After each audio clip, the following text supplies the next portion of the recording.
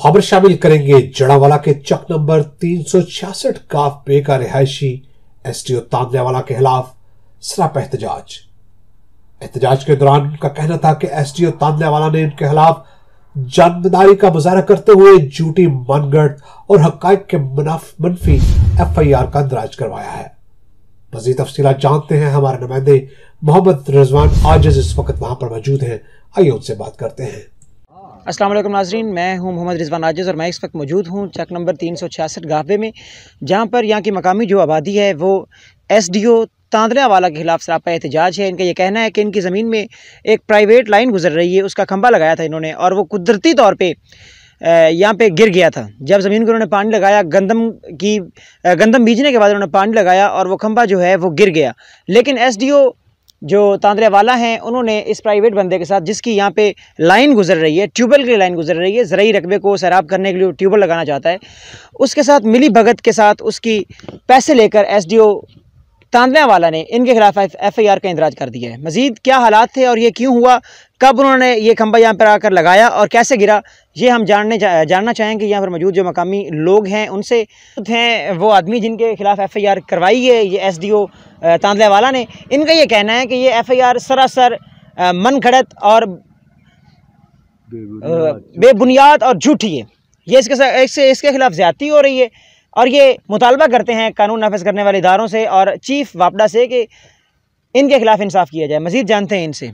अस्सलाम वालेकुम सर, जे खंभा पानी लाया ना गड्ढा पड़ बोया है, इन्हें पानी लाया चाहे तो उन्हें डिग पिया, मैं चाह के इधर रखा चाहे तो उन्हें जी एसडीओ ने रल के मुखालिफ पार्टी आई, उन्हें पैसे पूसे ला के मेरे ते पर्चा करा दिता। मैं मझ वेच के बाहर निकला, मेरे को तो टुकर जो गुंजाइश ही काई नहीं। तो इंसाफ मिलिया जाए, खंभा साबित पिया, खंभे के उत्ते मौजूद खड़े, मुड़ भी आके चेक कर सकते।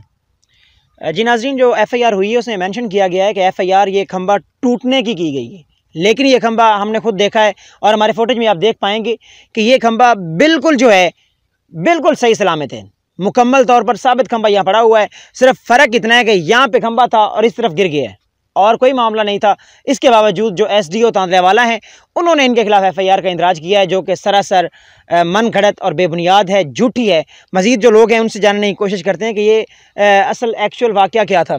जी आप क्या बताना चाहेंगे इस बारे में? ये बारे मैं आप तुम दसा कि ये मनगढ़ंत गल सीधी हामी दीदा निस्ता कि एसडीओ साहब रिश्वत लैके ते ये खंबे दा पर्चा इस ते दर्ज। एसडीओ दा की नाम है?